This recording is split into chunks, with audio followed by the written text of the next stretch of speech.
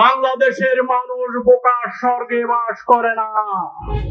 বাংলাদেশের মানুষকে আপনারা শাসক দল যারা আসেন তারা মনে করেন এদেশের মানুষকে ঘুম পড়ানি মাসি পিসির গান শুনিয়ে ঘুমিয়ে রাখবেন।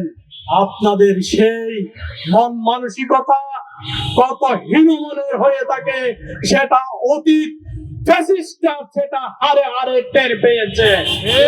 আগামীতে কেউ যদি জাতির সাথে প্রতারণা করে তাও তার দাঁত ভাঙা জবাব পাবে। আমরা ভারতের সাথেও যেমন গোলামী চুক্তি যেই জাতি পছন্দ করে না, সাম্রাজ্যবাদের সাথেও কোন গোলামীর চুক্তি জাতি পছন্দ করে না।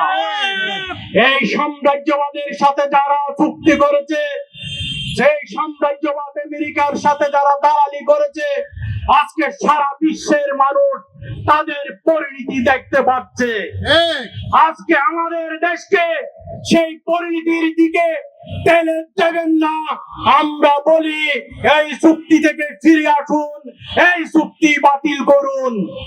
আর যারা মুনাফিকের বেশ মুনাফিকি করেছেন, যারা এই দেশের ছাত্র জনতার সাথে প্রতারণা করেছেন, উপদেষ্টা হয়েছেন, দুর্নীতি করেছেন, সেই দুর্নীতির হিসাব কড়াই গন্ডায় দিতে হবে।